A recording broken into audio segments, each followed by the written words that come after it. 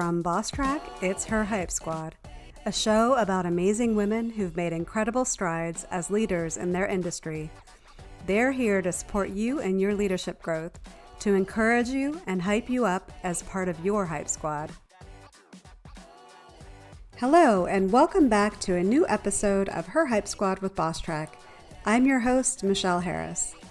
This week, I talked with Suzan Abdurrahman about thinking outside the box, being curious, coaching leadership, and having the courage to speak up. We also get into a discussion about the value of mentorship. Suzan has so much great experience and advice to share, but before we get into our conversation, let me tell you a little bit about Suzan. Suzan is the IT director of the project management office at Whitecap. In her own words, she was born to remove barriers, share knowledge, and support primarily underdogs. She says she accidentally fell into IT and subsequently project management, but in retrospect, it's where she belonged this whole time. If you enjoy my conversation with Suzan, be sure to subscribe to our channel and help more people find us by sharing this episode with others or by leaving a review. Or subscribe to our weekly newsletter filled with things we found that we're excited about and were inspired by, along with valuable leadership advice to watch, listen to, or read. It's a little bit of joy for your inbox each Monday. You can subscribe at www.thebosstrack.com/weeklyjoy. Now let's get into my conversation with Suzan Abdurrahman. Hi, Suzan. It's so nice to see you. I'm so glad to have you join us for this episode of Her Hype Squad with Boss Track. Thank you for being here. Yeah, of course, Michelle. I'm super excited and maybe a little nervous, but happy to be here. Yeah, well, I'm looking forward to our conversation. I know as soon as we start talking, those nerves will disappear. I would love it if we could start by you telling the audience a little bit about yourself so they could get to know who you are. All right. My elevator pitch, huh? All right. So if we're riding up one floor, I'd probably just tell you that I'm the director of our project management office, basically my job title. If we have a few more floors to go up, I would elaborate and say that I manage a team that helps business leaders successfully complete large, complex projects, and I have the privilege of being a co-chair for my company's Women in Construction ERG. If we're going up to the top of that penthouse, I'd share that I'm an immigrant who came from a country that a lot of people wouldn't say exists, Palestine. I was a single mom of two when I went to college and got my bachelor's degree in 3.5 years, majoring in business administration and minoring in management information systems. I chose to go into IT by, believe it or not, serving the parents at the daycare I used to work at. I would literally stop them as they came to pick up their kids and ask them what they did for a living. I got my first job in IT after graduating with the help of then governor. He was a guest speaker at a nonprofit organization that eventually I became the first female president of in its 25 plus years of existence. And finally, because it's the most important thing and my favorite title, I'm a grandma of two, Adam, who is 3, and Yada, who's 1.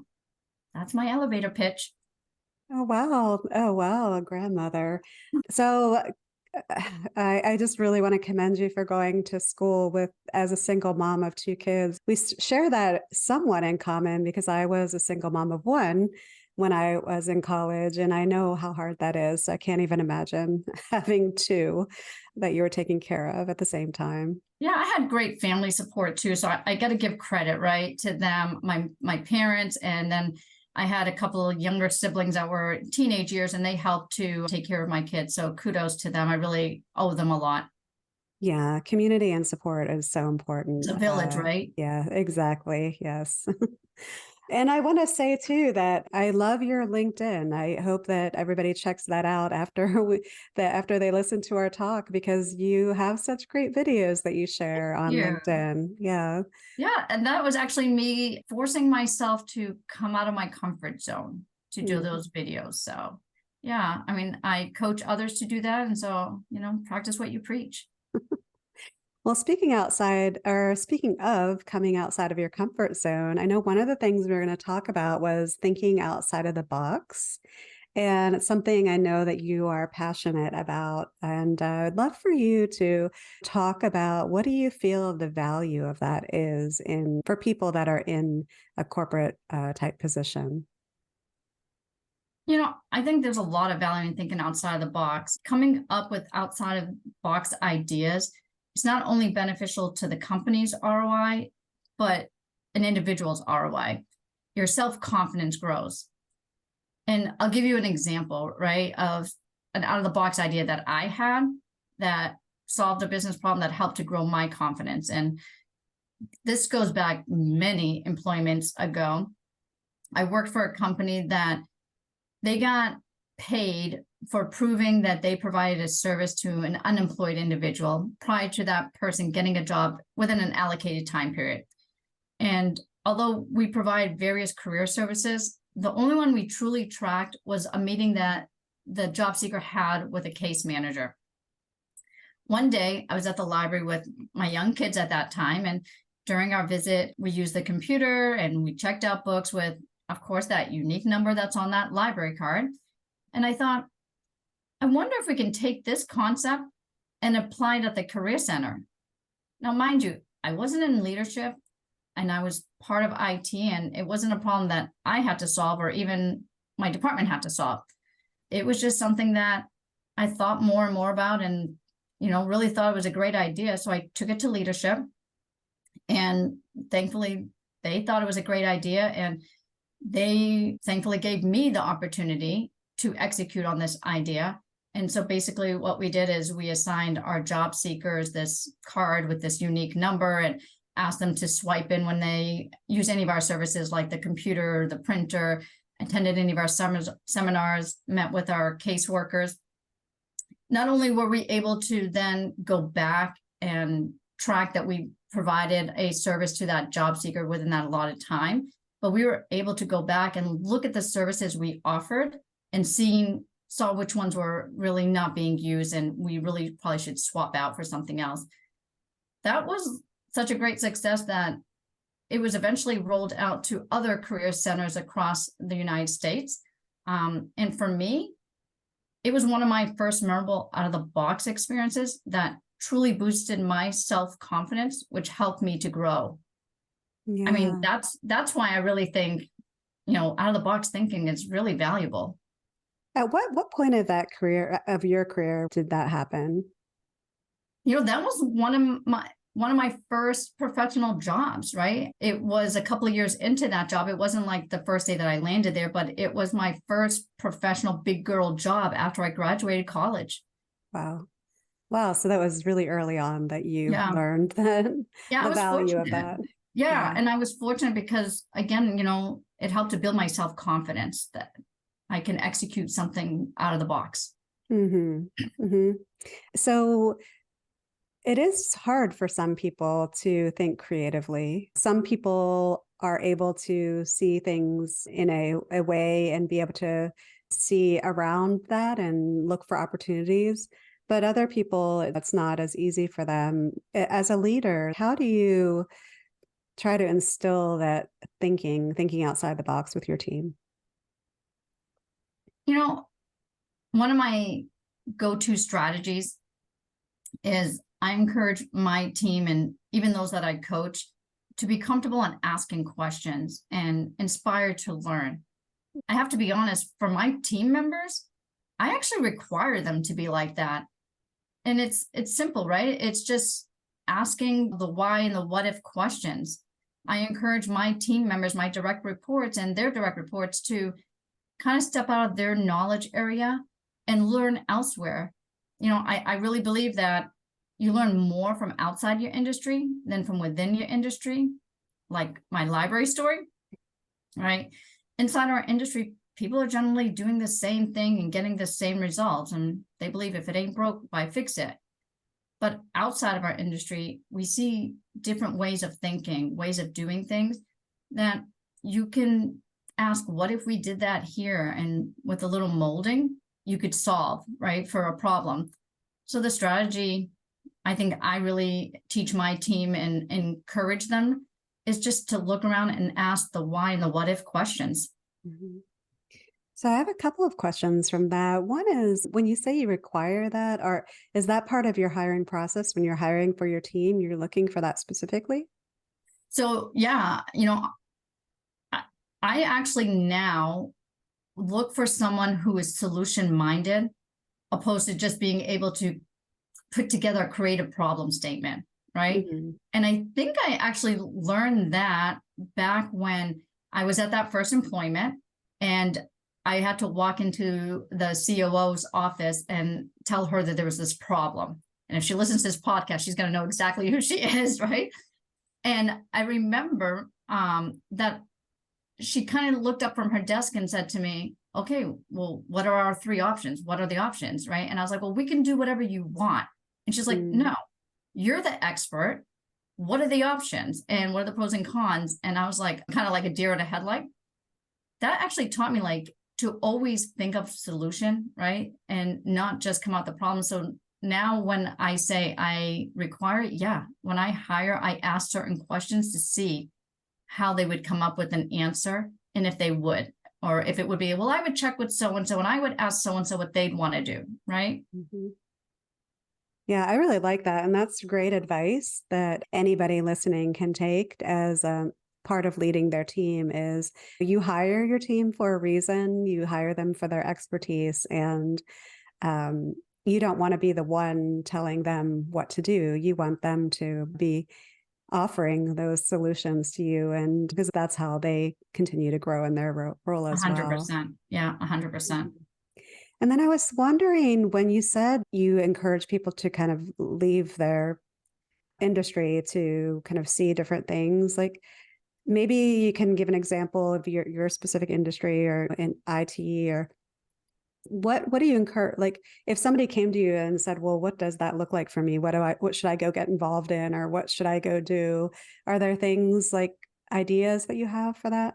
Yeah, I mean, it could be simple as, I run the project management office, right? And so my folks, I would encourage them maybe go job shadow in a different department, right? And learn finance, learn construction, learn what's going on there.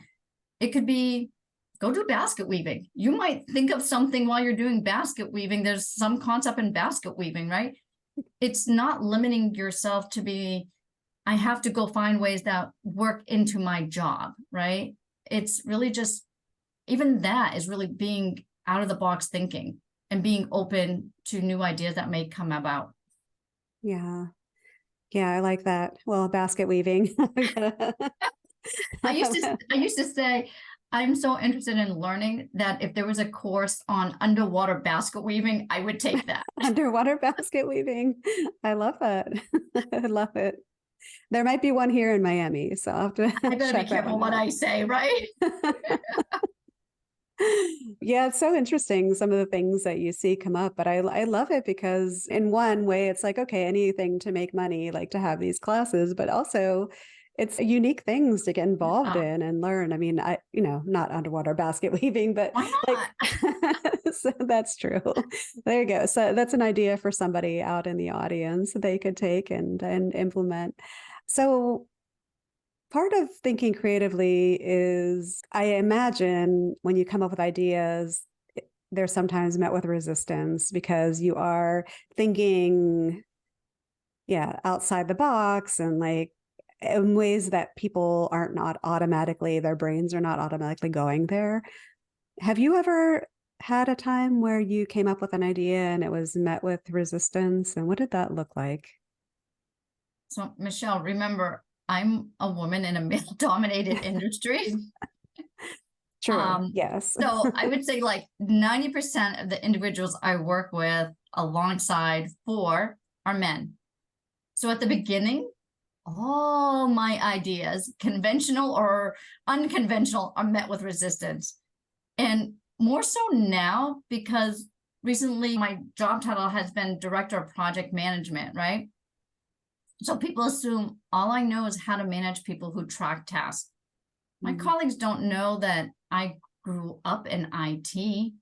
And so generally these men don't have much faith in my tech knowledge or ideas. They invite me to meetings out of, I don't know, an unstated force requirement because I'm a director. Mm. And when I'm in these meetings, and I'm sure a lot of women can attest to this, that you get a lot of mansplaining and not being allowed to interject. And all I want to do is scream, I know more than you, buddy. Let me speak. But I stay calm and professional because I want to keep my job, right? But assertive, and eventually I interject, right? And the next thing that happens, it's always the same. The shock look on their faces, right? And it never gets old to me. I love it till today. But that's how I handle resistance to my ideas. I show my true value at the onset so that whether they're conventional or unconventional, they become sought after. Mm-hmm. Yeah. So no, I appreciate that you brought that up. And that is something that that is, of course, a theme that I hear from our guests here. And when you say like you will wait for the right time and of course be assertive, what would you say to somebody coming to you and asking, like, I can't tell if I'm being overly assertive, that it's coming across as aggression, or I'm being assertive, or it's not working. So maybe I'm not being assertive enough. Like, how do you suggest that women in particular find that balance? I would say ask, right? Other people that are in the meetings, right? That share, meetings with you, men and women, right? Because you want to get both sides, right? Because they have different perspectives. And let them know that you're comfortable with whatever the response is, that they're helping you out. But honestly, that's how I would do it. And that's what I would recommend, is just seek honest feedback and don't wait for it. Because sometimes it'll never come, because a man may be feeling sensitive. They don't want to say because they may be judged that, they're viewing this the wrong way or whatever. And then women, for whatever reason, they have their own reasons. They don't want to say anything. So it's really up to the individual. Just go up and ask and poll people. Mm-hmm. Yeah, agree. And when you're thinking about thinking for like newer leaders, or, even people that are not in a leadership position, when you're in a meeting and you do have an idea or a thought, it can be awkward sometimes just to know when to interject when you're not being welcomed into the conversation. So how do you, like, what do you look for to be able to assert yourself? So for me, and I think I'm fortunate, I've now been an experienced leader, years of leading and stuff. So I'm a little bit more comfortable. But what I would say for folks is that if you're going into a meeting and you have ideas, right? Usually we have an agenda, right? There's an agenda that's prepared and whatnot, and the topic. And if you have ideas and you feel like you're not given the opportunity, right? Partner up with somebody to say, hey, in that meeting, can you kind of help me out and get me a door, right? And as a fellow leader, we need to be aware and look around the room, right? So even though we're a virtual environment right now, I know at least at my company, we require to have the camera on, right? So I'm always looking around on the Zoom, audience members. And I would say, like, hey, looks like Michelle has something to say, right? Sometimes ping the person like, Suzanne, I got something to say. Give me an entranceway, right? You have to take some of that ownership on for yourself. You can't just say, well, they didn't let me. Figure out a way, right? Be creative. That's even coming up with out of the box ideas, right? Be creative. Partner up with somebody, ping them during the meeting. They have the little icons, raise your hand, and then just say, hey, I hate to interrupt, but before we move on to the next topic, right? I wanted to say. Yeah. Yeah, that's good, because the difficulty is the further you get out from that conversation, the more awkward it is to bring it up. Yeah. So don't wait till the very end of the meeting when everybody is like, okay, I think we're wrapping up. And then they're like, wait a second, I wanted to ask a question about something we talked about 30 minutes ago. You don't want to be that person when everybody's like ready to log off. Yeah, exactly. Yeah, but it is hard. And I like what you said about the leader's responsibility, or the person leading the team's response, or the meeting's responsibility, to make sure that you're asking for the voices and giving everybody that opportunity. I like that, and think it's something in meeting etiquette that needs to be addressed more than I think it is. I think it's overlooked quite a bit. Yeah, I agree, unfortunately. Yeah. Yeah. And I don't know like how the environment you're in currently, but a lot of businesses have a lot of structure built into them. Do you find that that's at odds with being able to be creative? And in the organization I'm currently at, no. And I can say this generally across the board in project management and even in tech support, those services are primarily structure and process based. And fortunately, in my role as a leader of a department, I had the luxury of being allowed to create my own structure, right, and ideas on how I want to run my department. However, sometimes, including currently, my creative ideas on how I run my department are challenged. But the funny thing is, I'm okay with that, right? I love to be challenged. I feel that if folks care enough to learn the process, then they should be allowed to challenge the reasons behind that process, right? So I'm open to new ideas, and actually I elicit feedback from the users of my services. The services we provide are value added services. So I need to make sure that if something's not working, we address them. My project managers are told that if somebody comes up to them and says, yeah, I really don't see the benefit of doing this process, right? Then, okay, ask them, first explain to them why we do the process, make sure that they understand. And if they understand, sometimes they'll say, oh, okay, well, now that I know that, I get it, we can do that. But sometimes even after we explain the process, they still say, yeah, that's still not going to work here, and here's why. So my project manager is empowered to say, well, you know what? The modification that you're asking for is not going to affect the project. So let's go ahead and make that adjustment. Let's be creative and figure out how to solve for that. And if my project manager is not sure, they take it up one level to their program manager. And then my program manager has the same empowerment, right? Assess the situation, be creative in solving it. That's how I handle having a process, yet being creative and allowing others around me to be creative. Like that. When you mentioned that you have ideas on how you want to run your team and they're not always, would you mind sharing some of them? Because I think that's something that can help other leaders that are listening think creatively about how they're leading their own teams.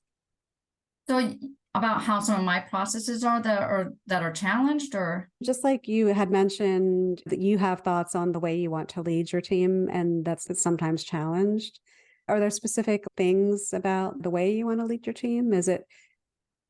I think it's on what I want my team to do and be responsible for. So as an example, I'd want them to play a stronger role in the project, right? And some stakeholders really want to use project managers more of a coordinator and scribe, like just take notes. And so when I sit there and say, no, I want my project manager to lead that conversation. I want my project manager to actually coordinate that and collect that information and do X, Y, Z.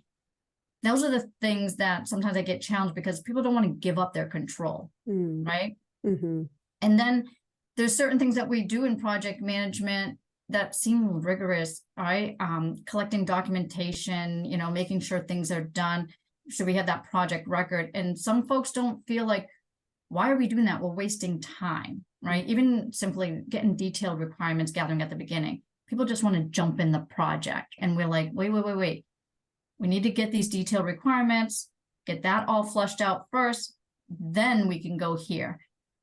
It's really getting them to buy in, especially when in this company that I'm at, although the project management office has been around for a few years, they haven't used them in the right way, the right capacity. So now, like, I'm coming in new, about a year and 4 months here, I think so.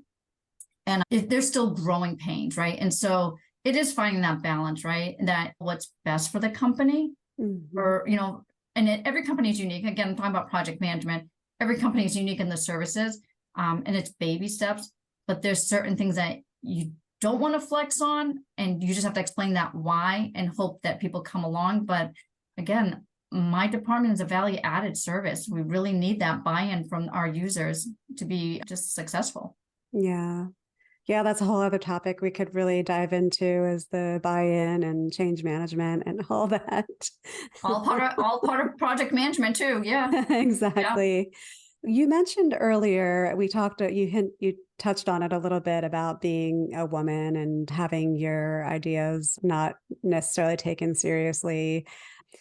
Do you think, one, is it harder as a minority woman? Can you talk a little bit about that? And also, what would you suggest for people that are like women, minority women, like how to have the courage and bravery to really push for what you believe in? I definitely think it's harder for minority women. Hmm. I tell my fellow minority women to not shy away from showing their worth and speaking up, to believe in themselves and their ability to have that self-confidence. I tell them what I used to tell myself, and I still tell myself, right? That it's not, when you speak up, it's not about being right. Mm-hmm. You know, right? Proof and point is we're sitting in these meeting, and the men in the room and even the non-minority women in the room aren't always right, but they don't hesitate in speaking up and sharing their ideas. Yeah. And they're all saying and thinking the same thing. Instead of thinking we're less than because we're a minority or we don't have the same leg up as others in the room, we need to go in with the mindset that because we're a minority, that's our leg up. Yeah. No one has that creative ideas that we have because they never had our experiences. They don't see it the way we do. They see it like everyone else. And most likely, that's probably why they're still stuck in this problem-solving session. So my recommendation to my fellow minority women is to speak up and have self-confidence and don't always worry about being right. Mm-hmm. Yeah, I really appreciate that perspective. And it's so true, even on the other side, for leaders hiring and making sure that they're considering diversity in their hires and all kinds of diversity, because you really get that difference in background and like different thought leadership coming in, and your business becomes all that more stronger because you have those different voices and different perspectives that you're listening to and taking in. So I think there's a responsibility in leadership too, and of course in a perfect world to encourage people like you to have the courage to speak up on the other side as well. Yeah, until then, it's up to the few of us who are doing coaching and mentoring to get those folks out there. Yeah. Yeah. And okay. So I'm glad you brought up coaching, because I know we talked a little bit about having a coaching leadership style. And you talked a little bit about that. You touched on that a little bit earlier too. Like, what do you think the value is in actually leading your team as a coach? Michelle, I'm embarrassed to say, and I have to say this because I know if somebody who knew me way back in the day would be like, what? She's a coach? What? I was not always like this, right? So earlier in my life, I had no problem telling people what to do. I know I had a chip on my shoulder where I had to prove that I was smarter and tougher than others. I had trust issues. And that's probably because as a young immigrant, I got fooled and laughed at one too many times. Yeah. Maybe because as the oldest daughter, I felt responsible for my brothers and sisters and my parents, that I formed a habit of telling them what to do so they wouldn't get hurt. But on the flip side, I hated, and still hate to today, people telling me what to do. Yeah. I mean, a lot of people probably say, I've heard her say, don't tell me what to do, right? So a hypocrite. But thankfully, I got wiser through reading leadership books, listening to podcasts, watching TEDx talks. I saw the error in my ways and realized I had to put my trust issues aside because I was preventing the development and the creativity of those that I led and myself. Plus, we kind of talked about this. I hated micromanaging. Yeah. It's draining, right? So when I finally woke up and I started coaching and being a true leader, I saw so much happen.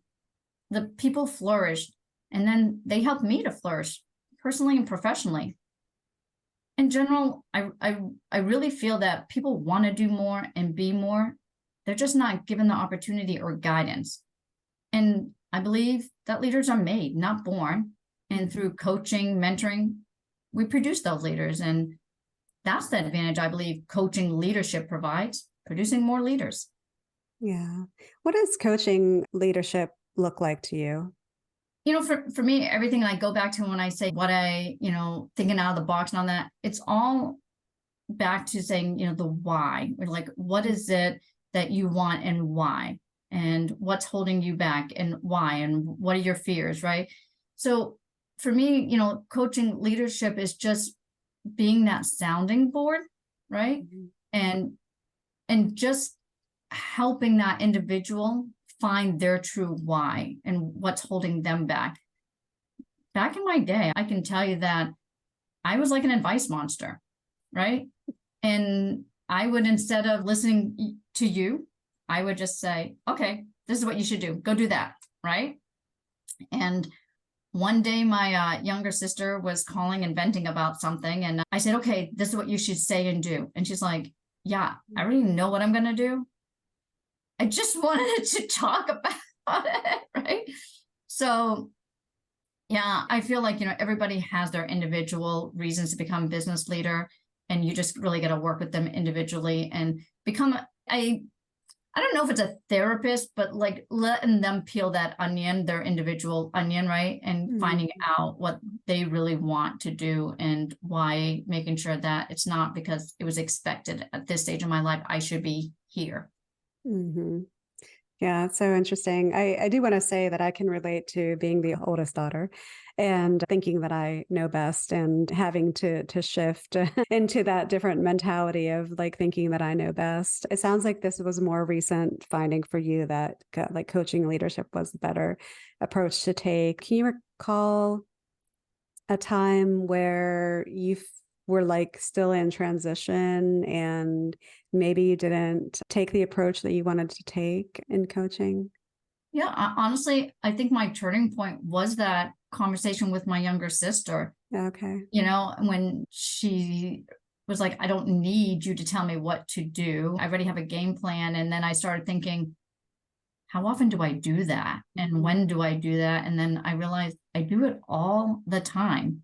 And I stopped. I figured out that there's got to be a better way. So I am passionate about learning. So like I've been self-taught. So I'm reading books is constantly on my, my focus, right? I'm always reading books. I'm always listening to podcasts. I'm watching TEDx talks and I want to grow and learn. And it was that point that when she brought that to my attention that I started focusing on what is a true leader and what is a coach and what is a mentor, that I started learning, oh, this is the better way to do it. Asking the why and, supporting and not being judgmental. Mm-hmm. Yeah. So shout out to my young sister. That's amazing. So this is a question, I guess. I think it's always so interesting when you read something and you see the light on something, or you suddenly have the epiphany, like you want to be a certain way or do something. I think people that don't necessarily have the experience and confidence can feel a little awkward making that change. If it might feel abrupt, or people might question like, wait, what is going on? What is like, how did was it for you? You just came in one day and said, this is how I'm leading? Or is it just gradually you started to kind of talk to people differently? What did that look like for you? Yeah, it was definitely gradual because it was uncomfortable for me. That wasn't my normal, right? Yeah. And I was learning. And so I was testing. I might apply a little bit of something I learned from a book or a podcast here. Could be a simple statement, right? It could be a simple way that I delivered an email or something, right? I would just do little steps that I think eventually just became habit. And so I don't think it shocked anybody eventually, because it was just little bit. And when I started becoming my true self of this true leader, I think they kind of got used to it, and I got used to it, and I got comfortable with it. And I still do that now, right? I might learn something new. I'll gradually, apply it just so I can get comfortable with it. Yeah. Yeah. And you mentioned, and I want to say, I like when you said about making those tiny changes and then building up.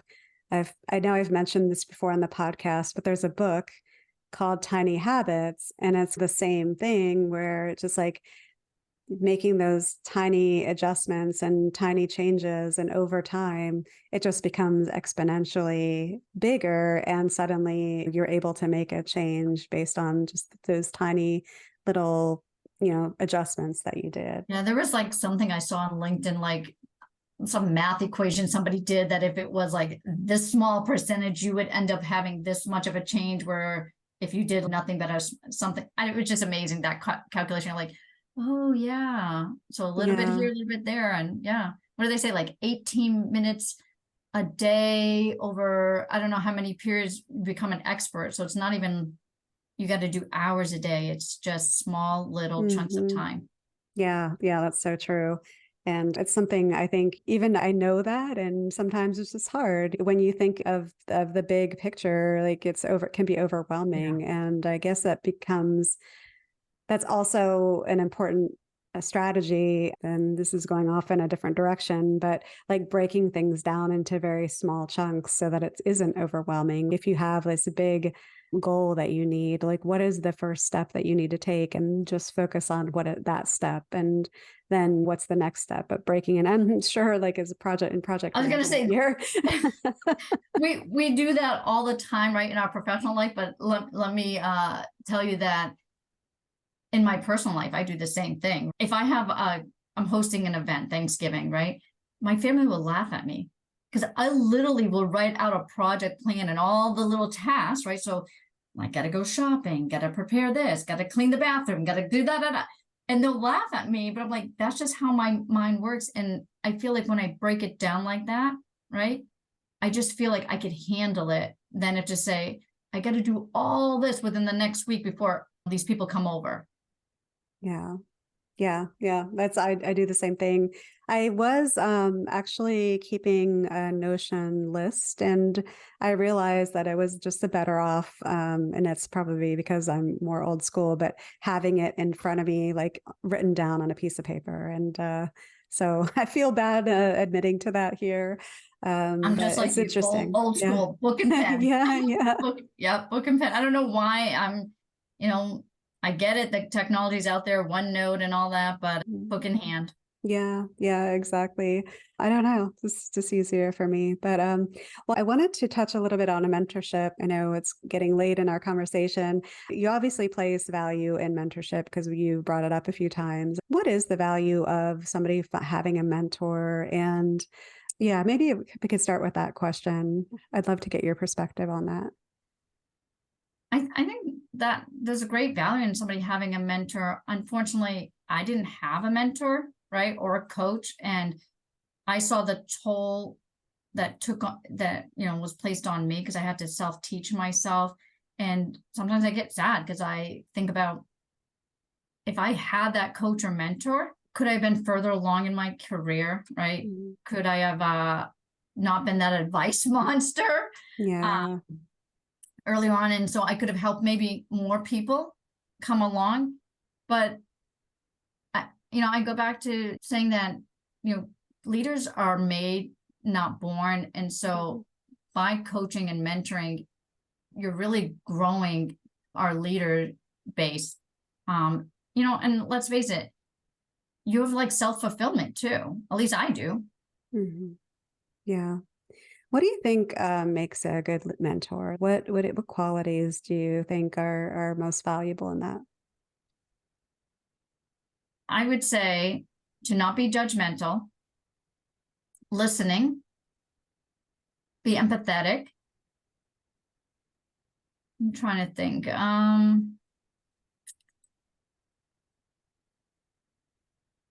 Being curious.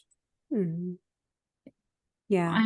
To me, those are great qualities to being a good mentor. And you just want to be open. Yeah. And are you, you provide mentorship then yourself? And Oh, if you do, like, how did you find those opportunities? If somebody's listening and they do want to give back and be a mentor, where did you find those opportunities? You know, honestly, for me, mentoring and coaching, I see them as two different things, Hmm. right? Yeah. When I coach somebody, it's generally because they're my direct report, right? So I have that responsibility. Hmm. I will coach folks that come to me, right? And that's okay. Those folks that I'm coaching, whether they're my direct reports or those that come to me, it's because they want to stay in their current role. They just want to get better. When it comes to mentoring, I don't go out and seek mentees. I think that's a responsibility for the mentee, Hmm. right? For them to say, yeah, I want this and I'm going to go out and ask for it. So I won't be a mentor to anybody who doesn't come and ask me. And when they do, we'll do like, a session to make sure that what they're looking for and what they think a mentor is, right, is something I can deliver and, that our personalities, we vibe together and whatnot. But that's really how I go about mentoring versus coaching, right? Hmm. Not seeking out mentees and Yeah. coaching my direct reports. Obviously, it's my responsibility. So, I like that. A question. What do you look for when somebody asks you to be their mentor? Is there an approach that you like to see? Because I mean, there's always that discussion, like don't just email somebody and say, I want to pick your brain. What do you look for when you decide that's what you will have that meeting? Yeah. So first of all, I don't think I ever turn down anybody to meet with them. And I think Mhm. that's just a personality trait of mine. I always, will meet with somebody, listen to them. I'm big on that why question, right? And why do you think you need a mentee? And why do you think I should be your mentee? And, why do you want to grow? And why keep going, right? Mhm. And that's what I'm looking for, is to see if they put thought to it. And if they didn't put thought to it, but are willing to go back and say, you know what, those are great questions. Can I have time? And I want to think about it. To me, that means that they're committed. But if they come back and like, well, I don't know. Well, what do you think I should do? Da-da-da. And like, this is like a two-way street, right? Mm. And so you have to be just as committed. There's no magic pill. There's nothing I'm going to say that's going to get you to the top of that ladder, right? You have to be committed, and it's hard work, not physical hard work, but like going in and diving into yourself, right? And assessing yourself and then changing. That's hard work. Mhm. It's emotional, it's hard work. And so that person, explain that to them and tell them that if they're up for the challenge, and there's going to be accountability and homework and all that stuff, and there's got to be something that proves, right? Again, I guess goes back to my leadership project management KPIs. Like, how do I know that you're progressing? How do we know that we're working together, right? Yeah. And if they're committed and they understand, we progress and we keep assessing. Mm. Oh, I like the idea of having KPIs for your mentorship sessions. Bring in, Project management. I can't get yeah. out of it. No, that's a good one. That's actually a good one. I mean, it's I can't think of the quote offhand, but like you don't if you don't measure, you'll know. Oh, Yeah, was I don't that? even know what the quote Yeah. is. Like You can't solve you'll what you never don't measure or achieve. something. Yeah. Yeah, you'll never Yeah. achieve what you don't measure. I mean, Yeah. something's Yeah. like that. So I'm I sure think your listeners will, ping you with it. It's this, Michelle. yeah, I'll make sure that I actually find it for the show notes and give it the right attribution, because that's another thing I'm not doing here. But anyway, you mentioned that you never had a mentor. Did you find other avenues and that you would consider kind of provided what a mentor would have given you? Yeah. Self-taught, reading leadership books, listening to podcasts, watching TEDx talks, you know, just when I go to a conference, networking and asking people questions and whatnot. Hmm. That's how I had to accommodate for not having a coach or a mentor. And again, I'll say it was hard because that's accountability, that's on me, and I had to do on my own. Hmm. And because of that, that's, I think, what led me into saying, well, I want to offer this to other people so Hmm. that they don't have to have the same struggles that I had. And maybe that is in one-on-one sessions with them, or maybe that's indirectly through my LinkedIn post you mentioned. Yeah. Oh, yeah, that's true. I mean, I failed to mention that hopefully people will check them out, but with each of the videos that you do, you have this great advice. Like people can definitely learn from actually reading what you post with the videos. So I love that you do that. Thank you. Thank Yeah. you. Yeah. And I wish, I don't know, like, I don't know, LinkedIn is sometimes people don't think of using it creatively and they feel like they have to be very businesslike, but I think there's value in some entertainment added and it Here we helps go. people Out of the box learn. thinking, right? Yeah, exactly. Exactly. You mentioned books and podcasts. Is there maybe one or two books or podcasts that you would recommend to new leaders in the audience to dig into, or something you read recently that you just thought was very valuable that you'd want to kind of suggest or recommend? Yeah, I just finished reading Influence, the Psychology of Persuasion. Hmm. I think it's by Robert Cialdini. I found a lot of insight in there. I liked it so much. I sent it to our chief sales officer and recommended that maybe he share it with some of his team leaders. That was a really good read, and just learning on how to approach getting people to come your way to influence them. Mm-hmm. And then for podcast, fan of Boss Track, of course, no doubt. And then the other one is Coaching Real Leaders with Muriel Wilkins. I really like that one. Okay. Well, thank you. Thank you for giving us a shout out there. And we'll definitely look. I actually have not heard of the other podcast, so I'll definitely take a look at that one and listen for a few episodes. Yeah, it's really good. I think she's got 2 seasons. She's on hiatus right now. Can't Okay. wait till the third season starts. Oh, great. Thank you. Thank you for that. Is there a routine that you follow morning, night that you attribute your well-being to? So I'm definitely not a morning person.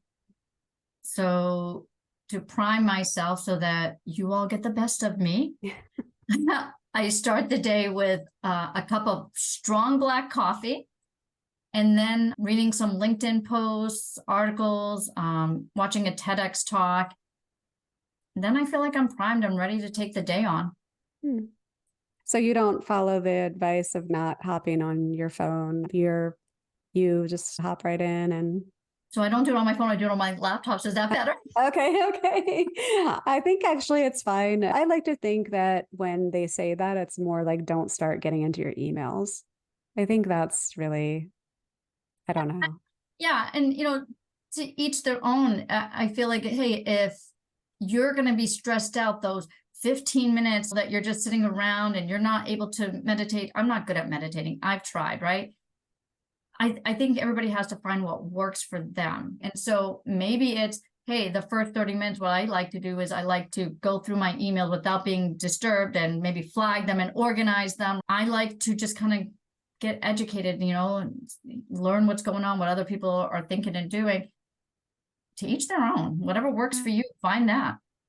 Yeah, I mean that's a good point because everybody's different and everybody's going to have a stress response and stress Mhm. level that's different. And I think it's a good recommendation not to do that if it's going to like get you stressed and start your day off badly. But if it's something that actually gives you Comfort. calmness and Yeah. comfort because you feel like you have a hold on your day, then that's Yeah. completely different. And that seems like that would be a valid thing to do in the morning that supports your well-being. So I appreciate that perspective, and because we don't always get that.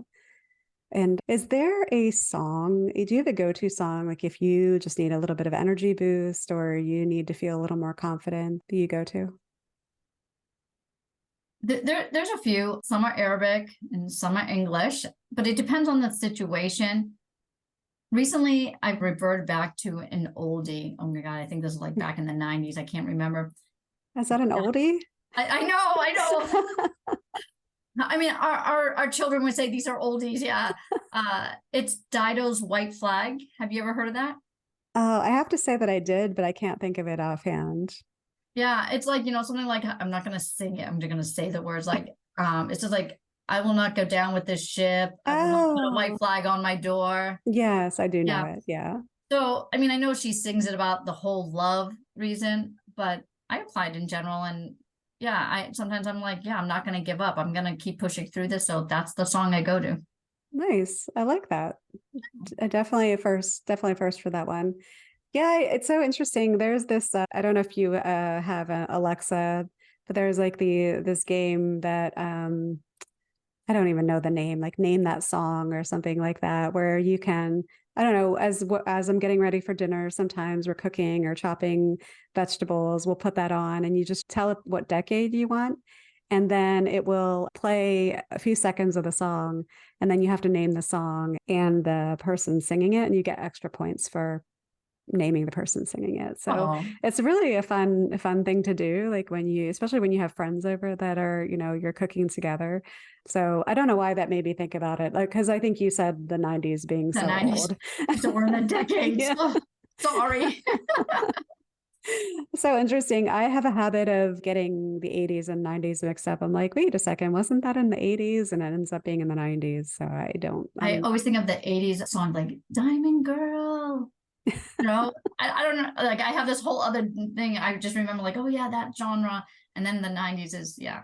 Maybe it's what yeah. happened in my life and what I was listening to. Yeah, yeah. Well, what is I mean, would you mind sharing one of the Arabic songs that you like? Oh my God, so many. There's this singer and he's really good, but I also like his backstory. I think that's why he's one of my favorite. His name is Muhammad Asaf. And he sings a song that the title of the song, when you translate it, is like My Blood is Palestinian, right? And it just connects you that that's who I am, right?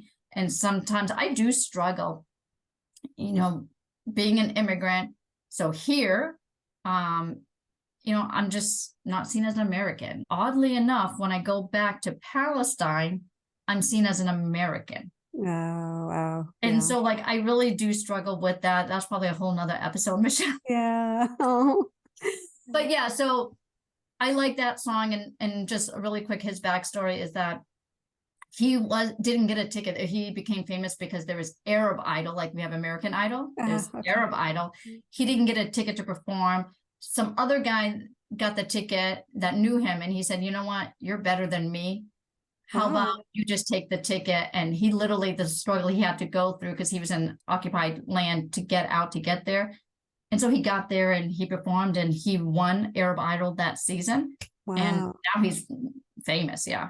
Oh, But wow. his songs are really good, really good. Yeah. I'll definitely check him out and I'll include Oh, that in the show notes so people can find him as well. Muhammad Asaf. Yeah. Muhammad Asaf. Okay. Yeah.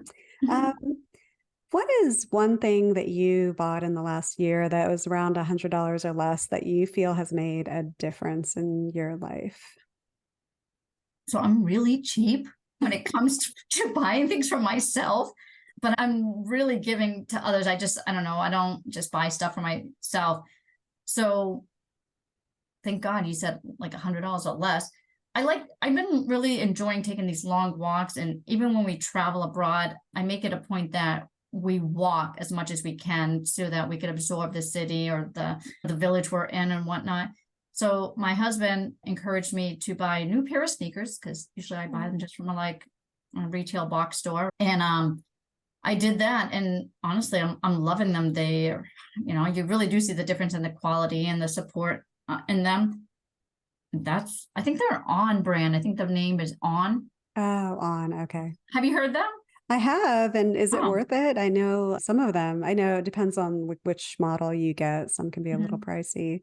So I was Yeah. wondering if they were worth it. So you get a lot of support. Yeah, I do. And I have really weak ankles. And so the ones that I picked out provide that support. And I also have a very high arch, giving your listeners all this information about me.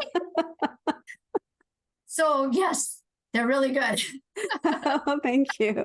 Thank you for sharing that. Yes, and thank you for being open. So I appreciate that. Well, I think we're reaching the end, and you are, of course, now part of our audience's hype squad.